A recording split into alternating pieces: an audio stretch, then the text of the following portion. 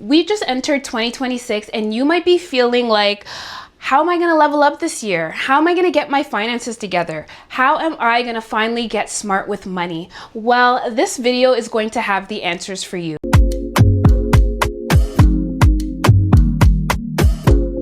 I have been dedicated to personal finance for the last, I want to say, 13 years of my life. I've been dedicated to saving my money, being very smart with my money, and now I've gotten very serious with investing. In 2026, it is time for you to take your money seriously. As a woman, there is no exception for you relying on a man, for you relying on other people to be able to pay your way. You need to be able to have your own bag. You need to be able to pay for things on your own. You need to be in control of your money.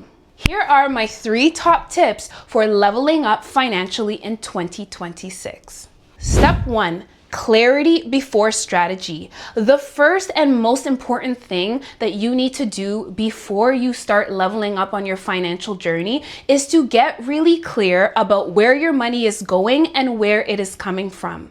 When you are aware of where your money is going, you get to become more clear about what bad habits you might have around money, where you might be overspending, and about areas that might need a cleanup. Some amazing ways to get clear about money that's being spent is to have a budget or to track your expenses and group them by certain types of expenses. So if you at the end of the month do this and you track and you realize that you got a takeout addiction, then you know that in the area of takeout, maybe you need to reassess your budget and approach budgeting in a different way so that you do not spend so much on takeout.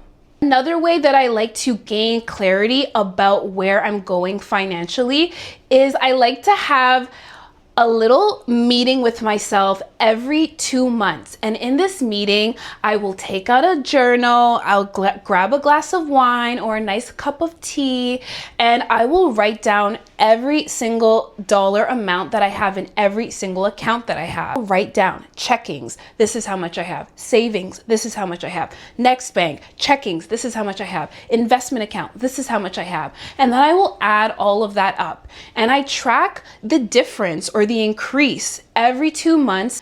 When I do this, it is actually very motivating for me. It is motivating because it shows me how much I've grown in a 2-month span in my savings and investing journey. When I was doing this, I was able to highlight, was I making progress from January, for example, to March? And if I wasn't making progress, I could go back to the drawing board and reassess and make changes so that I could make the progress that I needed.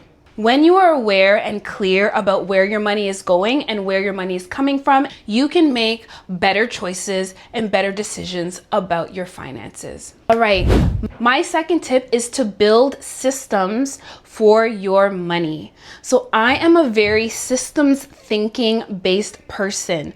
And what this looks like is, how can I approach my finances in a way that is systematic so that I'm not constantly stressing over it, so that I'm not constantly hovering over my accounts and trying to figure out next steps? How can I be intentional about structuring my accounts in a way that the money is automatically being saved and that money is automatically being invested?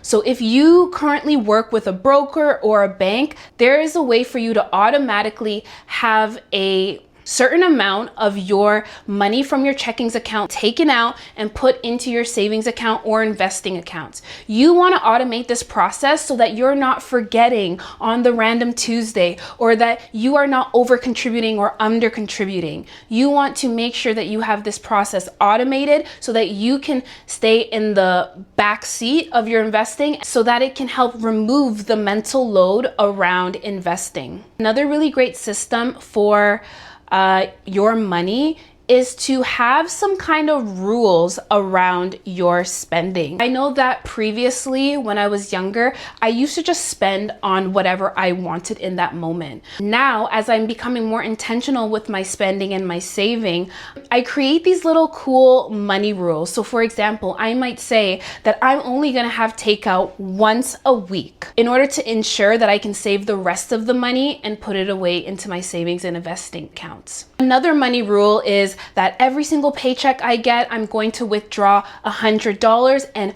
right away put it into my travel fund to ensure that I am nurturing my desire for travel and I'm being intentional about my money with regards to travel. So create these little money rules that help you regulate your spending to take charge of your spending. Tip number 3 is to align your money rules and your money systems with the life that you're trying to design. So a lot of times people just spend aimlessly. They spend on things that they don't need and then they have regrets after and they end up selling things and it creates a lot of waste. What I've started to do is really get intentional about understanding what is important to me in this lifetime and what is worth my money. When I was younger, I felt like I always used to go online shopping and every trip and every event needed another outfit. Now, I'm very intentional about spending my money on things that I need. So for example, if I need new clothes, I'm making sure that the outfit or the item of clothing that I'm buying can be a part of a capsule wardrobe and can be worn multiple times in multiple different outfits. I'm also making sure that maybe I invest a little bit more money on my clothing pieces so that I don't have to continuously buy different pieces to replace the old tattered ones. Also, you need to make sure that you define what is enough for you. What does an ideal life look like for you? When you are very clear about this, then you can be picky and choosy on what you decide to spend your money on. For me, travel is a very important part of my life. And people always wonder, how do you afford to travel so much? Because travel is a priority in my life. Travel is a core part of my value system. And as a result, I make sure that the money that I make is specifically dedicated to travel by having the travel fund, like I mentioned before. If you can decide what is important to you and prioritize that in your money journey, then you can make sure that you're spending your money on things that are actually important to you rather than spending on everything and spending in ways that are aimless and lacking direction. And if you enjoyed this video, please press like and subscribe to tune in for more videos about leveling up on your finances in 2026. Thanks for watching.